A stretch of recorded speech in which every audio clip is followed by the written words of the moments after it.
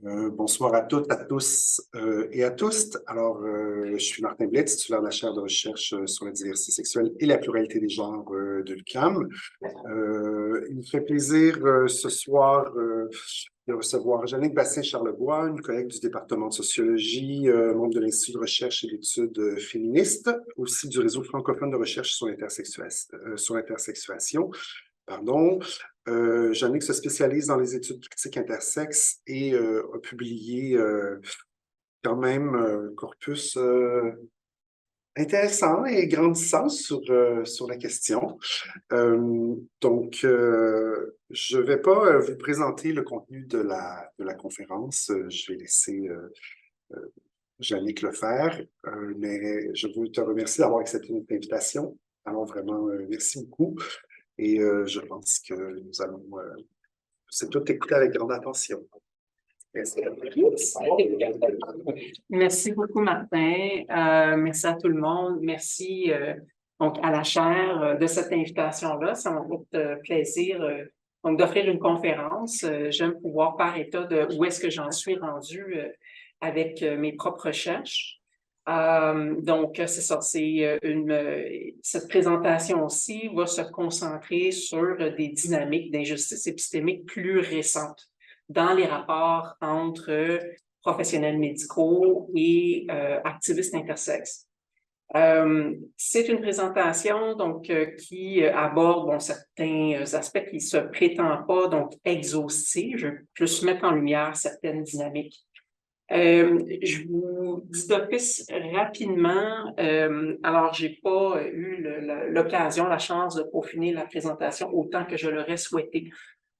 Donc, je vis présentement le décès de ma mère. Alors, si jamais vous voyez que je cherche mes mots ou que j'ai un petit peu de difficulté à me situer, c'est tout simplement ça. Il est également possible que je fasse quelques ajustements donc, sur le plan de le contenu, c'est-à-dire que je priorise certains contenus plutôt que d'autres. Par exemple, c'est clair que je vais prioriser donc tout l'enjeu autour de la loi de bioéthique en France qui vient d'être adoptée. Et peut-être que j'aurai moins l'occasion de me concentrer sur le projet de loi SB 201 en Californie, mais bon, on a une période de temps pour les questions, donc je peux toujours y revenir. Ça me fait plaisir. D'ailleurs, à cet effet, donc j'ai alors ici sur place des copies là, d'un article qui sert de matériau de référence, mais le document devrait être transféré dans le volet discussion aux personnes participantes pour qu'elles puissent le consulter. Alors, on m'avait demandé s'il était possible, Martin m'avait demandé s'il était possible d'aborder donc une thématique intersexe quelconque sous l'angle de l'injustice épistémique. Alors, moi, c'est pas me tordre un bras, c'est effectivement donc un cadre d'analyse que j'aime beaucoup et qui se prête très bien pour comprendre les rapports, les dynamiques entre professionnels médicaux qui s'investissent dans la prise en charge intersexes et activistes intersexes. Donc, je sais que le concept d'injustice épistémique commence à, disons, faire de plus en plus d'enthousiastes et que probablement que parmi les personnes participantes, il y en a qui connaissent déjà, qui sont déjà familières avec le concept, mais je ne prendrai pas ça pour acquis. Alors, je vais exposer un peu là, la base, donc en quoi ça consiste. Et sans non plus prétendre, disons, à une maîtrise totale de tout l'univers, donc l'univers conceptuel autour de l'injustice épistémique, parce que c'est un concept qui a donné lieu à d'autres réflexions subséquentes. Donc, ce concept-là, qui a été soumis par la philosophe Miranda Fricker, est en réalité donc un peu une synthèse de réflexions qui avaient déjà été amorcées par d'autres chercheurs féministes, notamment des féministes noires racisées, et donc qui ont pour lesquels donc Miranda Fricker offre une interface d'analyse de philosophie politique. C'est ça. Donc, ici, je présente donc les bases de ce concept-là d'injustice épistémique, c'est quelques ramifications et peut-être quelques applications Donc, au rapport entre médecins et personnes intersexes, donc jusqu'à la déclaration de consensus. La déclaration de consensus, pour les personnes qui ne sont pas familières avec les questions intersexes, ça a été produit en 2005. C'était le moment où les professionnels médicaux se sont réunis pour essayer de recadrer leur autorité ou leur pratique de prise en charge intersexe. Et c'est le moment aussi où ils ont offert le concept, ils ont remplacé le terme intersexe par le concept de désordre du développement du sexe, Disorders of Sex Development. Donc, c'est ça, ça a été un point tournant dans les rapports entre professionnels médicaux et activistes intersexes parce que le débat s'est un petit peu plus peaufiné. Certaines invalidations ou formes d'invalidation médicale se sont mises à se devenir plus subtiles. J'observe donc dans des lectures récentes que ce procédé-là va s'accentuer donc avec le passage à la politisation des activistes intersexes, le fait que un petit peu partout dans le monde, des activistes sont prêts à s'adresser à des législateurs pour mettre sur pied donc des législations, des projets de loi qui interdiraient les interventions non consenties et non médicalement nécessaires. Et ça force donc le débat donc dans l'arène politique et les professionnels médicaux doivent développer et déployer des nouveaux argumentaires. Donc, le concept d'injustice épistémique, donc il y a deux grands volets à ce concept-là. Et à l'intérieur de ce volet, il y a quelques nuances. Donc, on a d'une part une injustice herméneutique. Tout le volet de l'herméneutique, donc la capacité de compréhension du monde, l'interprétation du monde, va être situé plus à un niveau sociétal, plus institutionnel. Donc, on prend un peu de recul par rapport aux interactions sur le terrain. Il est question, donc ici, de pouvoir comprendre, d'outils de compréhension de la situation dans laquelle on se trouve et de notre accès à ces outils d'interprétation et de production de signification. Donc, par là, on peut entendre, par exemple, l'accès à l'institution universitaire, la possibilité de participer à de la théorisation, l'accès aux sphères médiatiques, la possibilité de comprendre le monde autour de soi, l'accès donc à la sphère juridique, et on peut depuis aussi l'élargir au monde culturel, donc la possibilité de participer à la production, l'élaboration de produits culturels qui nous aident à comprendre, à sentir le monde, et ça de façon, donc, en ayant à la fois donc, un accès à des outils de diffusion assez larges, donc quand on peut produire quand on peut faire des productions culturelles qui ont un large auditoire. Et l'injustice herméneutique tient au fait d'avoir un accès, un désavantage dans cet accès-là, le fait d'être sous-représenté. Donc, notre groupe social, le groupe social auquel on appartient, va être sous-représenté auprès de ces différents donc, des espaces ou appareils où on peut produire du sens. Et il y a également, donc en contrepartie, l'injustice testimoniale qui, elle, se déroule davantage sur le plan des interactions. Alors, il y a un lien entre injustice herméneutique et testimoniale, mais l'injustice testimoniale, on va plus facilement la comprendre, on peut la percevoir plus facilement aussi. C'est quand, dans le cadre d'interaction, donc certaines personnes, en raison de leur appartenance à des groupes sociaux marginalisés, vont recevoir moins de crédibilité. Okay? Donc, les propos que les personnes tiennent, leur façon de comprendre le monde, leur analyse, va recevoir moins de crédibilité. Et il y a donc un effet donc, de l'injustice herméneutique tel que décrit, et c'est assez succinctement là, par Fraker, enfin, c'est les petites. Bon, enfin, Fraker le développe longuement, mais si je prends ces extraits-là, c'est succinct. Donc, l'effet ici, ça va être que des dimensions importantes de la vie sociale de groupes marginalisés sont absentes des cadres de compréhension collective. Donc, socialement, globalement, la marginalisation herméneutique c'est sûr que c'est les personnes de groupes marginalisés qui vont davantage en subir les conséquences négatives, mais ça va aussi se traduire par le fait que dans la société, on comprend pas très bien les réalités de groupes marginalisés. Un bon exemple étant les populations autochtones. Donc, le fait que c'est assez récent, que c'est plus présent à l'esprit collectif que les populations autochtones ont subi, donc ont été arrachées de leur famille pour être envoyés dans des pensionnats et que bon, ces pensionnats-là ont procédé à différentes formes de violence. Donc, ça, cette marginalisation-là va se traduire par le manque de connaissances. De la même manière que pour les questions intersexes, on commence à comprendre un peu plus de quoi il s'agit, mais encore que, bon, c'est pas tout le monde qui connaît l'existence de personnes intersexes et encore qui connaît ce à quoi ça fait référence exactement, et encore moins de personnes qui savent donc quel est le vécu, quelle est la trajectoire de vie des personnes intersexes. Sur un plan individuel, donc le sujet, c'est la personne qui appartient à ce groupe, au groupe marginalisé, est placé dans une situation d'incapacité de rendre intelligible, de pouvoir communiquer intelligiblement quelque chose qui est dans son intérêt de pouvoir rendre intelligible.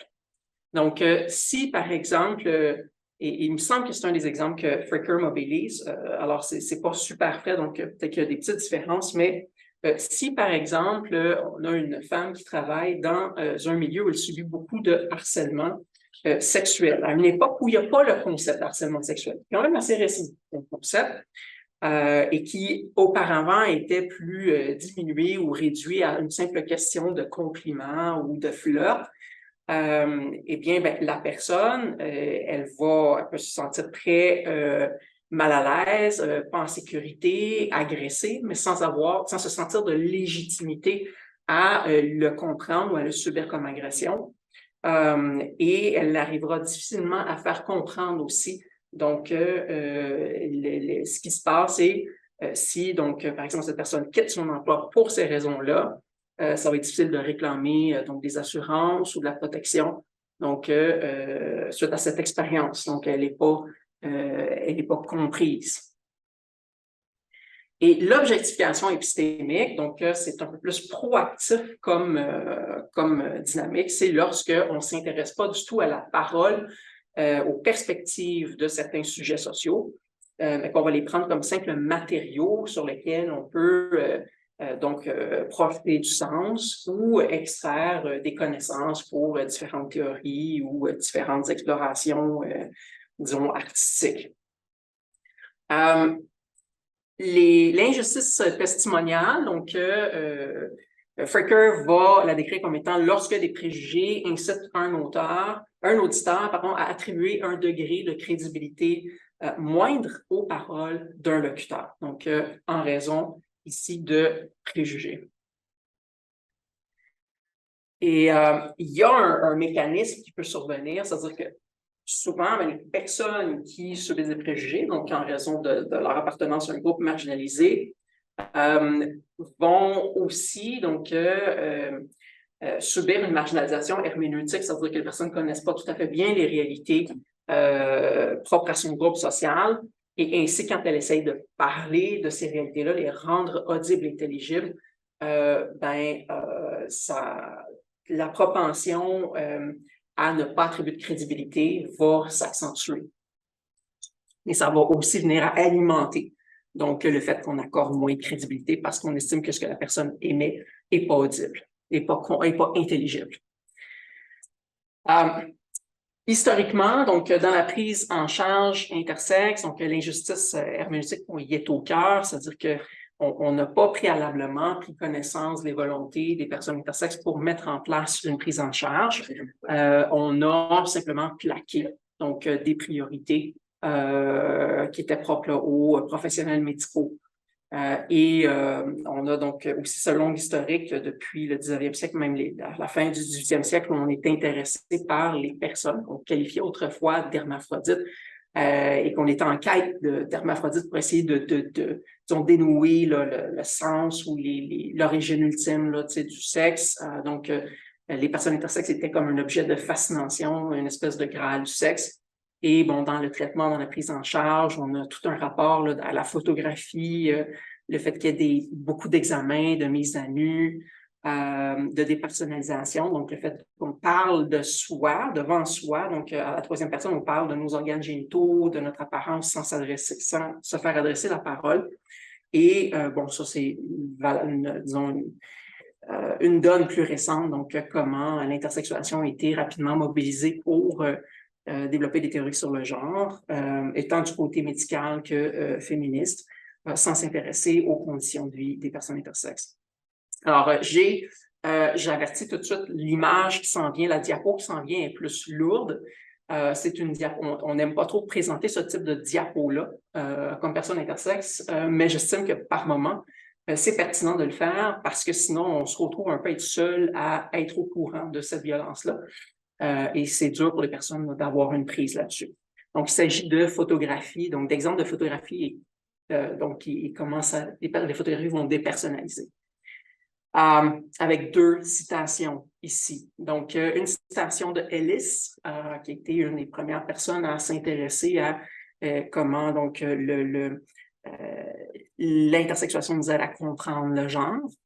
Il va affirmer dans un texte quand même assez important à l'époque sur lequel mon nez s'est basé, in the case of hermaphrodites, we often have a beautiful experimental situation all set up for us. Et c'est une attitude qui est assez récurrente, donc qui se poursuit à travers les années. Et plus récemment, on a Gueniche, qui est psychologue en France, qui affirme dans ce contexte l'approche clinique de ce phénomène pathologique apparaît comme un formidable paradigme pour penser et améliorer nos connaissances sur l'élaboration de l'identité sexuelle et de ses avatars. Alors,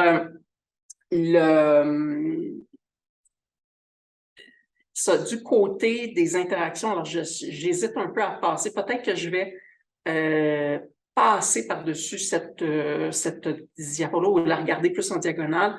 Il y a quand ces interactions-là, donc comment l'injustice épistémique se manifeste, l'injustice, testimoniale, comment qu'elle se manifeste, surtout, enfin, ce qu'on peut conserver comme information, c'est surtout à partir de l'apparition du mouvement, donc au début des années 90, et comment les professionnels médicaux ont réagi aux premières critiques qui ont été émises, aux premières volontés de partager le fait que les interventions avaient été, ou la prise en charge avait été source de désarroi et avait laissé des séquelles. Donc, parmi le type de réaction, de première réaction, il y en a une qui, disons, enfin, qui se centrait sur un refus de prendre la mesure des séquelles.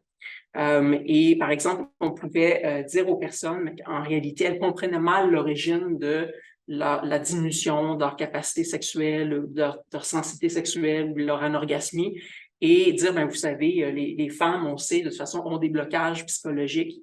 Et il y a aussi quelque chose dans la socialisation qui peut être à l'origine de ça. Donc, ça ne veut pas dire que ce qui est à l'origine du problème, ce sont les interventions. On a aussi quelques auteurs, puis il me semble de mémoire, c'est Lee et Hook, de même que Maya Balboa, qui vont aller jusqu'à prétendre que les personnes inventent des souvenirs, donc inventent des traumas, inventent des expériences négatives. Ou bien, des fois, on essaie de superposer donc à l'expression donc de douleur, de souffrance, la bonne intention des professionnels médicaux. On a aussi un autre volet qui se touche ici donc à la capacité d'expertise. Donc, très rapidement, l'expertise médicale a été présentée de façon supérieure et on a répété que les personnes intersexes ne savaient pas de quoi elles parlaient et qu'elles étaient donc une faible minorité, que la majorité, en réalité, était satisfaite. On ne l'entend pas parce qu'elle est satisfaite et que les connaissances, donc les personnes intersexes qui se prononcent ne peuvent pas prétendre parler au nom d'une majorité ou ne peuvent pas prétendre parler au nom d'un certain collectif. Quand je dis pas intersexe, c'est que ça inclut différentes variations intersexes. Ça s'est accentué, donc, ce type de discours-là avec la déclaration de consensus. Et on a assez rapidement aussi réduit donc, les analyses intersexes à de la simple émotivité. Donc, plutôt que de répondre aux analyses elles-mêmes, on a qualifié les personnes intersexes donc d'étant de zélotes ou étant extrémistes, et ainsi de suite. Depuis, donc, récemment, on a une politisation On est rendu là. Je pourrais expliquer les raisons pour lesquelles on est rendu là. Ça prendrait du temps. Je peux y revenir éventuellement. C'est une longue construction de l'activisme. Et il y a des échanges, des fois, donc, qui arrivent dans la sphère publique qui sont des occasions d'analyse, de mise en lumière, donc, de ces rapports, de ces dynamiques-là. Et ici, la loi de bioéthique française, ça peut aider de savoir que en France, donc, la loi de bioéthique va être révisée de façon périodique. Je ne me souviens plus quel est le nombre d'années moyen à partir duquel on va revoir la loi et l'actualiser. Mais récemment, ça a été le cas et la communauté intersexe, les activistes intersexes français se sont saisis de ça. Une fois qu'ils ont su que cette révision était sur les rails, se sont mobilisés, ont mis sur pied une campagne. La campagne, ce sera son choix, qui a eu une belle visibilité, qui a récolté beaucoup d'appui. Et se sont mis à lobbyer des élus. Et au départ, on projetait donc une inclusion de la protection des personnes intersexes dans la loi de bioéthique. Donc, une interdiction des interventions non consenties et non médicalement nécessaires. Et c'est un peu dans ce cadre-là que cette journée de bioéthique a lieu. C'est-à-dire qu'on est encore dans l'élan positif. Sauf que une fois que la communauté médicale, et quand je dis communauté médicale, c'est pas l'entièreté des médecins parce que je pense que c'est important que je le précise. Donc, les médecins qui s'investissent en prise en charge intersexes sont un petit groupe, dans le fond, donc qui concentre ou qui rassemble certaines spécialisations. Tout particulièrement l'endocrinologie pédiatrique et l'urologie pédiatrique. Il y a aussi certains généticiens qui vont se joindre au groupe, quelques pédopsychiatres et des psychologues. Mais c'est vraiment les deux premières spécialisations qui sont les plus présentes donc, dans la prise en charge. Et donc, ce groupe-là, cette communauté-là s'est mobilisée, a été secouée de voir l'avancée qui avait été réalisée par les personnes intersexes et se sont donc adressés aux législateurs pour essayer de faire freiner la chose et ça a réussi. Donc, le législateur s'est retiré et dans la mesure, dans le projet de loi qui a été adopté, il n'y avait pas de protection donc de l'intégrité des personnes intersexes, mais plus un renforcement de l'autorité des centres multidisciplinaires qui s'investissent particulièrement dans la prise en charge. Et j'ai décidé de vous partager donc un échange où on a d'abord et là, je vais changer l'écran.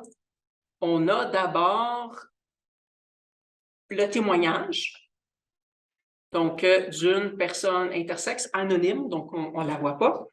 Et ce témoignage-là nous offre plusieurs clés de compréhension pour comprendre donc le vécu des personnes intersexes. Oui.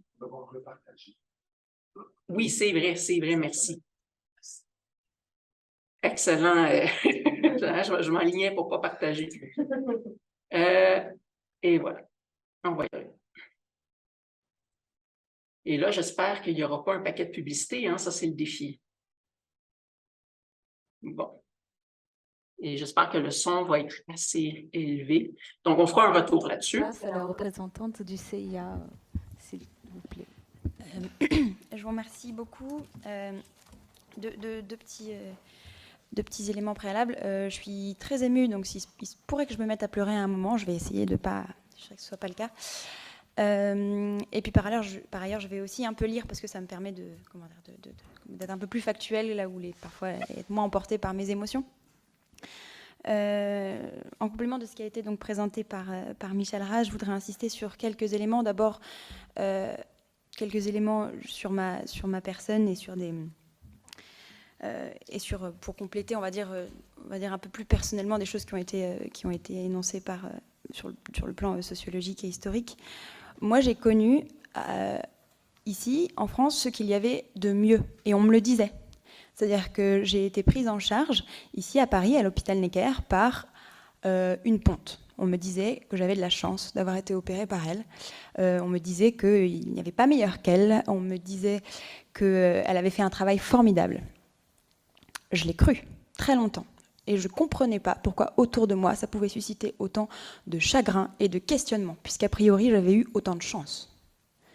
Ensuite, pour tout ce qui est en fait de la prise en charge adolescente, donc j'ai été prise en charge au sein de la référence parmi les centres de référence, j'ai été prise en charge à Lyon. À Lyon, pareil, on me disait que j'avais de la chance, on me disait que j'étais bien entourée, on me faisait comprendre que finalement j'avais été bien traitée. Et je le croyais très fortement, mais je ne comprenais pas pourquoi cela suscitait autant de gêne de la part des médecins. Pourquoi je suscitais cette gêne-là? Pourquoi je suscitais des blancs? Pourquoi je suscitais du secret? Pourquoi on me répondait de façon euphémisante? Pourquoi on ne me parlait pas du fond? Pourquoi on ne répondait pas à mes questions? Mes questions, elles étaient maladroites. Comment est-ce qu'on peut poser des questions sur des choses qu'on ne connaît pas et qu'on ne nous a pas dites? On me disait, pose des questions. Pose des questions, on peut répondre. Mais comment vous voulez poser des questions sur des choses qu'on ne vous a pas dites? Je ne pouvais pas imaginer ça. Je ne pouvais pas imaginer ni ce qu'on avait fait à mon corps, mais je ne pouvais même pas imaginer ce qu'il y avait dans la tête des personnes qui avaient, en tout cas, qui étaient intervenues chirurgicalement, hormonalement, sur mon corps. Et pourtant, on me disait que j'avais eu de la chance. Donc partout, moi, j'ai trouvé la pathologisation à outrance, et j'ai trouvé les euphémismes omniprésents. Et ici, je voudrais rendre hommage à Vincent Guillot, qui a dit une fois qu'on ne nous avait... Pardon, il y a une triple négation dans cette phrase, donc j'ai du mal à la dire, mais c'est vraiment juste, nous n'avions pas le droit de dire ce que l'on ne nous avait pas dit que nous étions. Et c'est exactement ça. On vit dans une sorte de silence acouphène, dans un tabou omniprésent de ce qu'est notre corps, vis-à-vis des autres, et ça détruit profondément notre expérience sociale est purement et simplement rendue et potentiellement effaçable, rendue, on va dire, modifiable en fait par la chirurgie ou par les hormonothérapies. Donc pour revenir simplement sur des choses un peu plus factuelles maintenant, et peut-être presque des choses un peu plus crues et que je me sens légitime de dire, c'est que aujourd'hui, la présentation de Michel le montre bien, les traitements préconisés dans leur immense majorité ne répondent pas à une urgence vitale, ni à une volonté explicite de la personne elle-même. Ces actes, ils sont justifiés par des arguments sociaux, d'esthétique, de normes, de fonctionnalité. Il s'agit bien de fonctions sociales et non d'une nécessité anatomique, ce qui indique bien qu'il ne s'agit pas d'une urgence vitale, mais bien de normes sociales. Je vais ici vous citer, et je suis désolée, je le fais régulièrement, mais c'est pour bien que vous entendiez, les types d'interventions non consenties, irréversibles et non cruciales pour le maintien de la santé auxquelles les enfants intersexués ont été et sont encore soumis. Elles sont multiples et sans finalité thérapeutique. On compte notamment, mais non exclusivement, la clitoridectomie, la récession clitoridienne, la réduction du clitoris, la labioplastie, la réparation de l'hypospade, la phalloplastie, l'hystérectomie, les chirurgies d'allongement et de déplacement de la verge, la vaginoplastie, la dilatation vaginale, la gonadectomie, le retrait des gonades et la prescription d'hormones. Tout ça, ça existe encore. Maintenant, pour vous parler un petit peu et aussi un peu crûment des conséquences, on peut citer notamment, c'est une liste non exhaustive que je vous dresse, les ablations d'organes sains, les cicatrices très marquées, les infections des voies urinaires, la diminution ou la perte totale des sensations sexuelles, l'arrêt de la production d'hormones naturelles, la dépendance aux médicaments, le sentiment profond de violation de la personne, de pathologisation d'un corps sain, les souffrances induites par une association ne correspondant pas à l'identité de genre de la personne, la dépression allant même jusqu'au suicide. Je termine en vous disant que finalement, l'identité de genre ou la conformité chromosomique ou hormonale ne sont pas des critères pour mutiler les gens. A fortiori, lorsque l'efficacité de certaines pratiques est, d'une part, non garantie, que les séquelles et les risques sont tus par les médecins, qu'il ne s'agit pas d'une seule chirurgie, comme certains chirurgiens le prétendent à la naissance, mais en général d'une série. La charge traumatique ne vaut absolument pas, et pas du tout, le coût psychique et physique. Et par ailleurs, si on cherche à circonscrire, par exemple, l'intersexuation, ou au contraire, en disant que c'est ça, mais par exemple en disant que ce ne sont pas, par exemple, des petites filles, entre guillemets, avec une hyperplasie congénitale des surrénales, puisqu'a priori, ce sont par exemple des petites filles qui ont un karyotype XX, et auxquelles on veut juste sur lesquels on veut juste effectuer une récession clitoridienne parce que l'on trouve ça gênant. Mais alors, quelle différence avec l'excision? C'est bien la stigmatisation le problème et pas l'anatomie. Or, en opérant, on apprend à des enfants à haïr leur corps et on prend des risques inutiles sur leur santé mentale, physique, sexuelle, etc. Donc maintenant, on voudrait nous faire croire que, puisque nous souhaitons simplement bannir en fait, l'ensemble des interventions non consenties sur les parties génitales, sur les corps des personnes intersexes, on voudrait nous faire croire que le cas par cas constituerait le meilleur des protocoles. Mais de quel cas parlons-nous? Quelles sont les variations qui vaudraient aux enfants concernés une réduction clitoridienne ou une microchirurgie du pénis sous prétexte de bien-être psychologique et de conformité anatomique? Nous, il n'y a pas de problème. On les connaît, les nomenclatures DSD, des désordres du développement sexuel. Allez-y, au cas par cas, il n'y a aucun souci. On saura vous dire ce qui est de l'ordre de l'urgence vitale, c'est-à-dire des cas qui sont rarissimes, et ce qui ne l'est pas. Et ce qui doit relever uniquement, je le dis bien, uniquement, du consentement de la personne. Alors je pose désormais la question au personnel des centres de référence, que ces actes ne dérangent nullement encore, parce qu'il y en a parmi aussi ces personnes des centres qui questionnent ces pratiques-là. Parlons-nous des hyperplasies congénitales des surrénales. Si la perte de sel doit être traitée, aucune justification n'est éthiquement valable pour procéder à une réduction du clitoris. Parlons-nous des hypospades, sous prétexte qu'il est primordial pour un enfant genré au masculin de pouvoir uriner debout. Et de quels symptômes parlons-nous? De survirilisation, de sous-virilisation, d'hypertrophie clitoridienne, de verges d'enfants trop petites par rapport à la moyenne?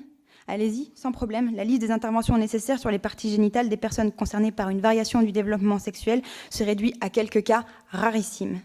En attendant, au cas par cas, si le rappel à la loi est obtenu, c'est bien le consentement de l'enfant qui prévaudra. Et c'est bien cet esprit que nous souhaiterons voir appliqué dans le projet de loi de révision de la loi de bioéthique, parce qu'il est urgent d'attendre. Je vous remercie.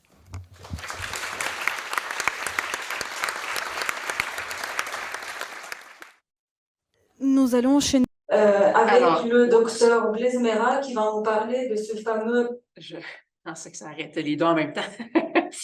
Donc, on a eu une intervention de cette personne donc du collectif Intersexe.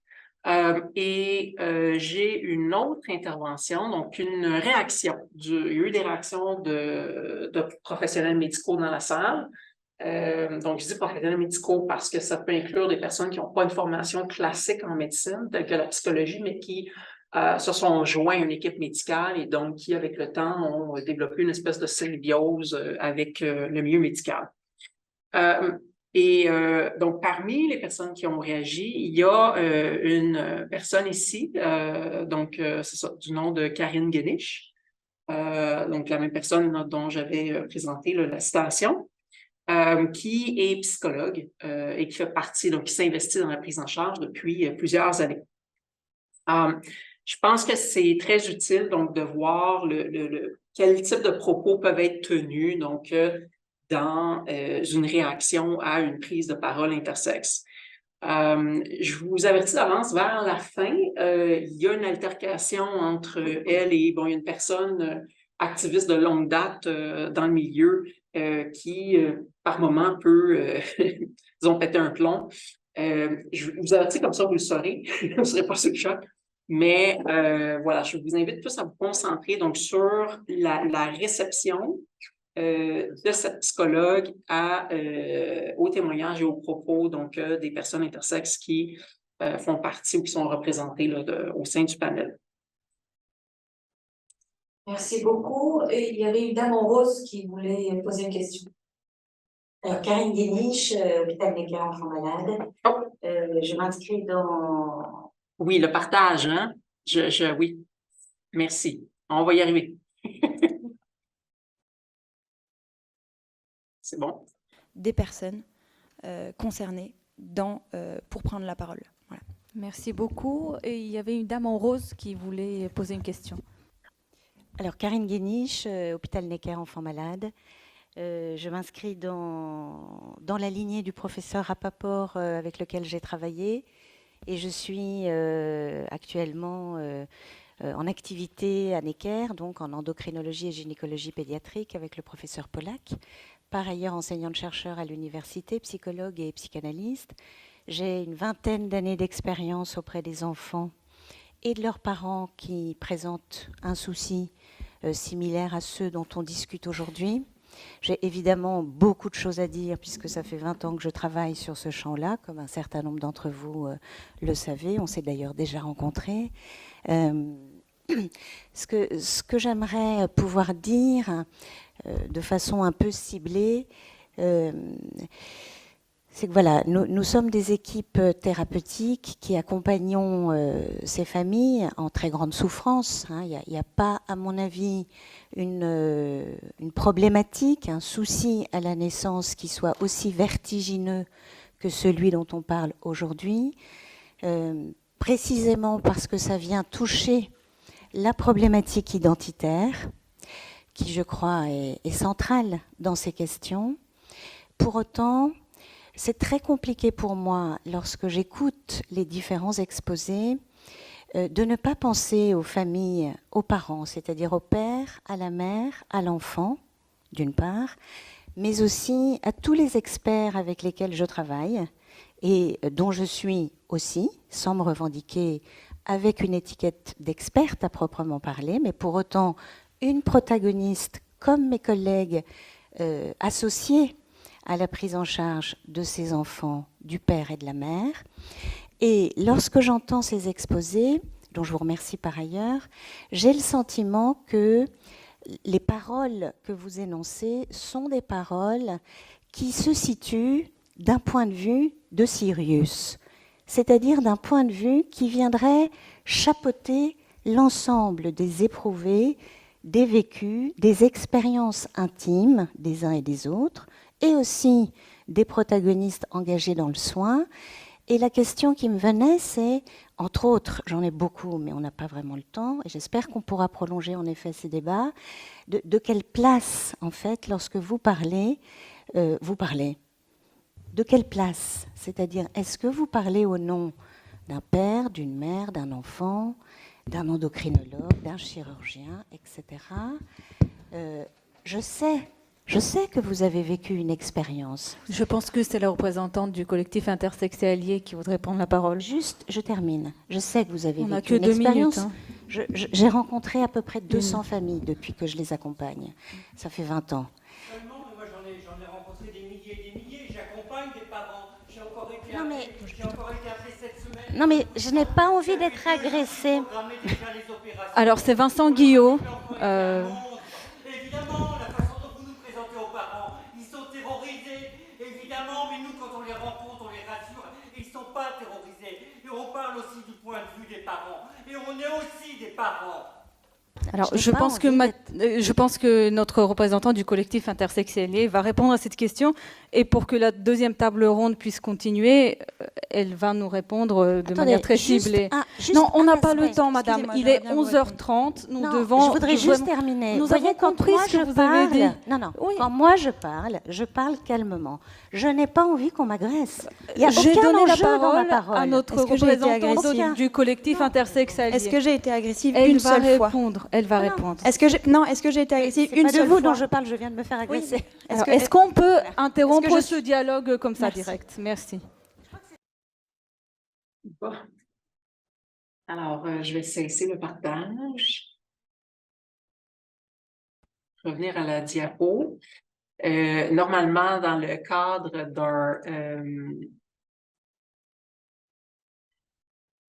d'un cours, je fais des retours immédiats pour voir quelle est la compréhension, qu'est-ce que les personnes retiennent, observent. Moi, je trouve ça intéressant ou éclairant parce que ça m'aide à voir. Oups, je dois faire encore un partage. Non?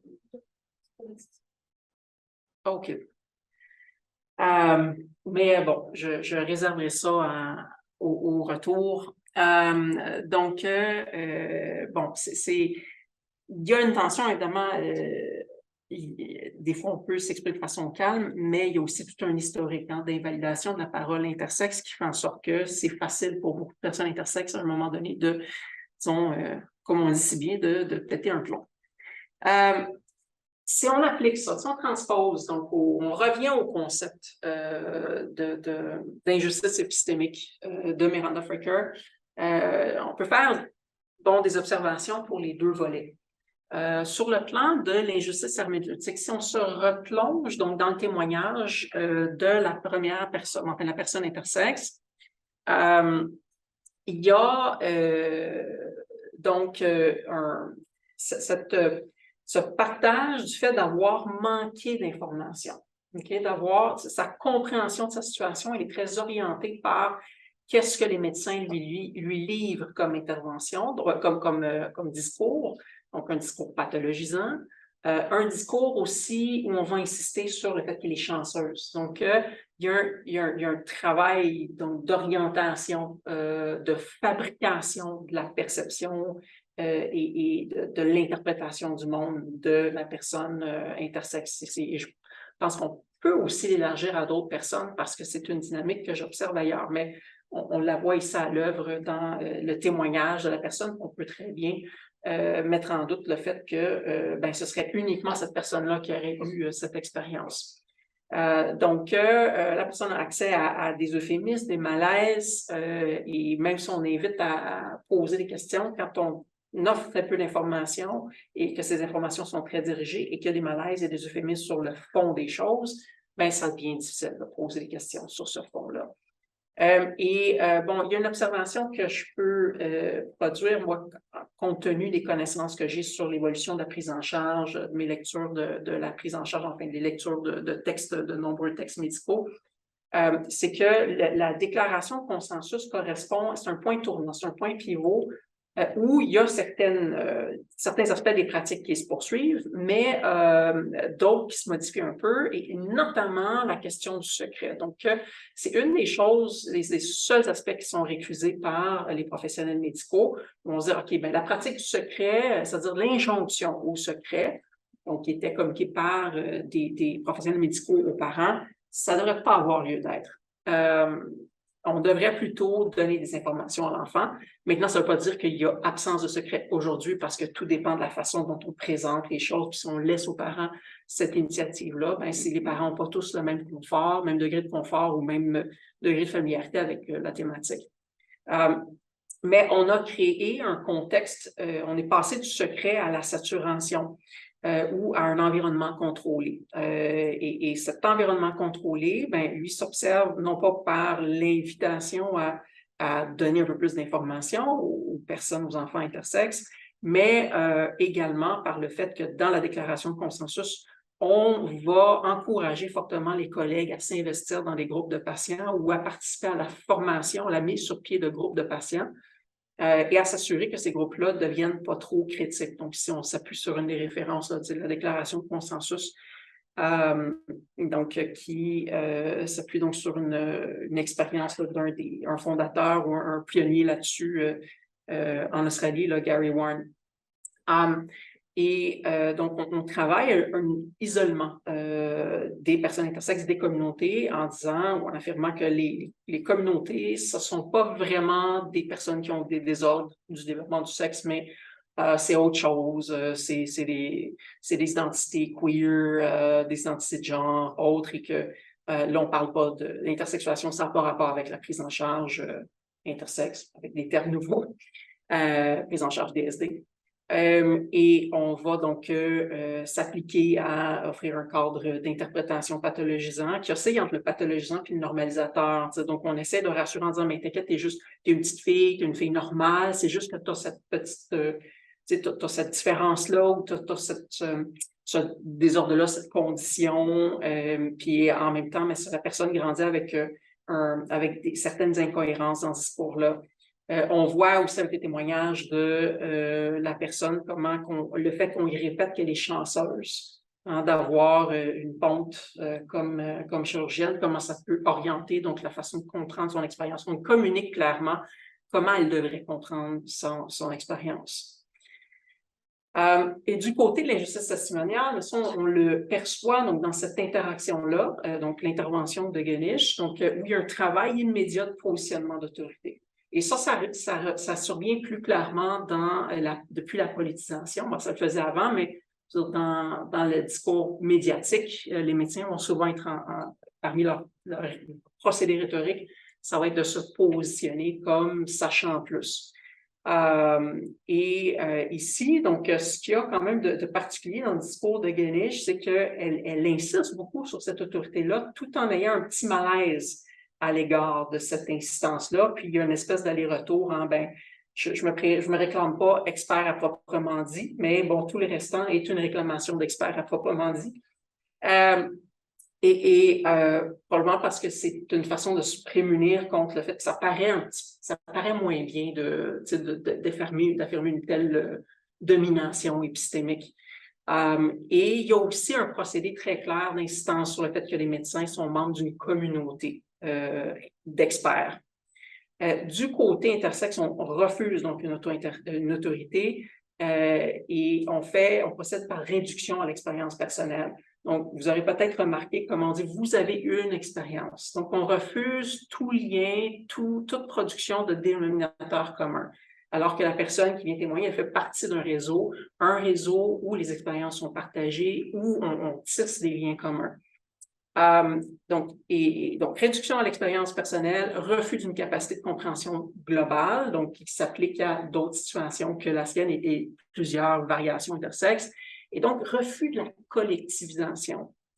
On a finalement donc un refus de la primauté du jugement intersexe. Donc, le jugement intersexe va être subordonné à l'autorité parentale, et à l'autorité d'autres figures d'experts. Compte tenu du temps qui avance, je vais passer par-dessus finalement l'analyse de SB 201 et je vais, au besoin, je peux m'y plonger un petit peu dans les interactions, là, mais je veux quand même avoir qu'on ait du temps là, pour les interactions. Et je vais voir qu'est-ce qu'on peut tirer comme analyse. Je pense qu'on peut aller un petit peu plus loin dans cette analyse. Oui, et j'allais sur le coup oublier un autre petit complément. Je vais donc, juste pour mettre en contexte, je vais présenter ce petit complément-là, faire une analyse. Donc, pour moi, qu'il y a un lien, il y a un processus de plus qui s'opère ici de marginalisation, où il y a une alimentation, une injustice épistémique, les pratiques d'injustice épistémique proactives des deux côtés qui interagissent. Donc, proactive de marginalisation herméneutique et proactive d'injustice testimoniale. Mais auparavant, je saisis la balle au bon dans l'interaction ou dans l'intervention de Guenich, elle va beaucoup mettre de l'avant le fait qu'elle a côtoyé beaucoup de personnes, donc une priorité, une primauté d'accès aux personnes intersexes comme signe d'expertise ou de connaissance adéquate ou de compréhension adéquate de leur trajectoire. Or, quand on examine ce que les professionnels médicaux retiennent, investir dans la prise en charge, retiennent donc des propos intersexes, on voit qu'il y a souvent des filtres d'interprétation où on ne va pas, et là ça revient à ce que j'avais observé plus tôt, on ne va pas accorder crédit à comment la personne comprend son expérience.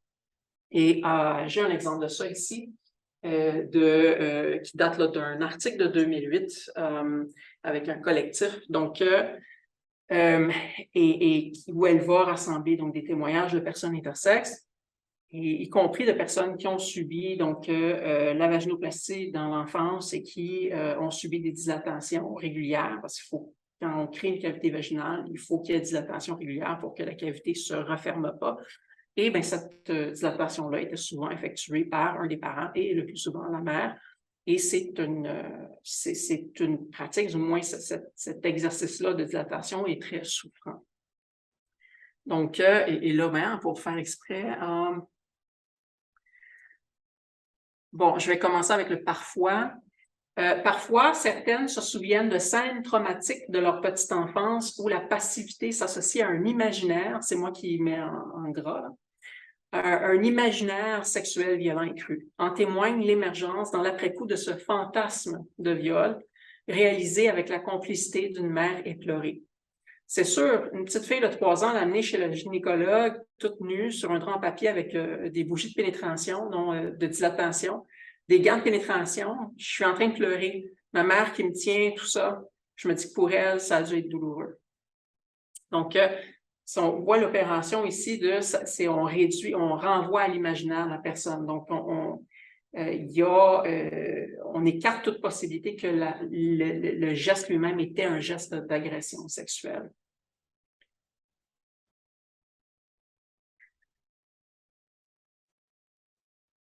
Et je pense que ça, c'est la... Ouais, OK. Et donc, ce que ça m'a fait, ce que j'en retire comme observation, c'est que il y a donc l'injustice testimoniale va donc se reposer, va s'alimenter beaucoup de l'injustice herméneutique. On a, bon, ça revient, il y a des lieux communs ici qui revenaient aussi avec l'analyse de SB 201. La parole intersexe, elle est décrédibilisée. Ça, c'est quelque chose qui est récurrent. Donc, dans la prise de parole des professionnels médicaux, ils peuvent des fois dire, ouais, ben, à l'époque, c'était effectivement, bon, ça pouvait être off, mais aujourd'hui, c'est changé. Donc, et par conséquent, les propos qui sont tenus par les personnes adultes ne sont pas pertinents, on n'a pas à les prendre en considération. Indépendamment, donc tout le reste de l'analyse qui vient, donc comment on rend compte du côté intersexe de cette prétention à l'amélioration des techniques, parce qu'on a des argumentaires, comment c'est même pas abordé, ou il n'y a pas de réponses qui sont offertes à ça, simplement on écarte de la pertinence. Donc la parole, elle est décrédibilisée. Il y a tout d'abord, alors une des choses qui prémisse, c'est un procédé qu'on voit aussi dans le texte, dans le texte d'opinion de Larry Palmer, qui est un neurologue pédiatre. Les personnes intersexes ne peuvent pas avoir la primauté dans la prise de parole. Ce sont les parents qui ont la primauté. C'est sûr que des fois, c'est assez dur comme affirmation. Donc, il y a comme des fois des mécanismes rhétoriques de tempérance où on va dire, ben, avec la famille ou avec l'enfant. Mais dans le fond des choses, dès qu'on permet une primauté ou dès qu'on estime que la primauté du jugement des parents doit être respectée, ben, on se trouve à invalider donc celle des personnes intersexes elles-mêmes. Et on va donc ensuite attribuer aux personnes une incapacité de comprendre la situation. Donc, le jugement des personnes intersexes est non représentatif il y a de la situation globale, ou la non représentatif il ne peut pas parler ou ne peut pas rendre compte de ce qui reste. On va dire qu'il y a un manque d'accès aux faits, aux informations. Je veux dire, de facto, il y a un défi d'accès aux informations parce qu'on n'a pas le même accès aux personnes qui sont médicalisées, mais on finit par trouver ou par complémenter ces informations. On voit beaucoup, et surtout récemment, donc dans la politisation qui a cours, entendre le discours d'anti-scientificité. Donc, il y a un positionnement des médecins comme étant scientifiques et des activistes intersexes comme étant anti-scientifiques et étant, disons, menés par des biais. Le processus d'individualisation est très fort. Donc, on réduit à des anecdotes. Alors, c'est plus strictement comme on voyait avant, c'était bon, c'est une petite minorité. Là, tout simplement, chaque témoignage, on le prend comme étant quelque chose à part, d'isolé, et on refuse la possibilité de faire une montée en généralité ou d'établir des dénominateurs communs. Les personnes n'auraient à la limite peut-être que la compétence de comprendre leur expérience personnelle, et même qu'il y a toujours donc maintien, donc on peut voir certaines manifestations comme par exemple dans la déclaration de consensus de 2016, un relent de ça, donc le fait qu'on estime qu'une personne peut aussi se tromper dans la compréhension de qu'est-ce qui est la source de sa souffrance et de sa douleur. Et à l'inverse de ça, on privilégie la perspective médicale. Donc, c'est vraiment une affirmation de dominance de la perspective médicale. Les médecins ont un point de vue d'expert, sont scientifiques et peuvent avoir un regard global. Et là où je pense qu'il y a comme un élément de plus, et il ne me semble pas que ça, elle abordait, Melinda Frecker, donc l'injustice herméneutique, elle n'est pas que passive. Il y a une démarche et des pratiques proactives de production ou d'orientation des compréhensions des trajectoires du corps de la personne intersexe. Et c'est quelque chose qui est donc vraiment une volonté d'exercer ce contrôle en empêchant les personnes d'être en contact avec des groupes de patients. Donc, ça ne veut pas dire que ça se fait dans tous les pays. En Allemagne, il y a un petit peu plus de contact, encore là que je pourrais amener des bémols. Donc, et ça fait quand même un certain temps. Il y a cette crainte-là que si on envoie les personnes vers les groupes, disons, plus sociaux, militants, et ainsi de suite, ou dépathologisants, que les personnes vont développer des mauvaises attitudes. On a donc finalement, et pour moi, ça c'est le point d'orgue, une réclamation très publique, hein, donc dans les deux cas, et c'est assez clair là, avec le cas de SB 201, une affirmation donc auprès du législateur, dire « touchez pas à ça, il s'agit ici de pratiques médicales, ça nous appartient, ça fait partie de notre territoire. » Okay? Donc, c'est à nous que revient de décider quoi en faire, c'est à nous que revient l'autorité de décrire les choses, de choisir les mots qui doivent être retenus. Alors voilà.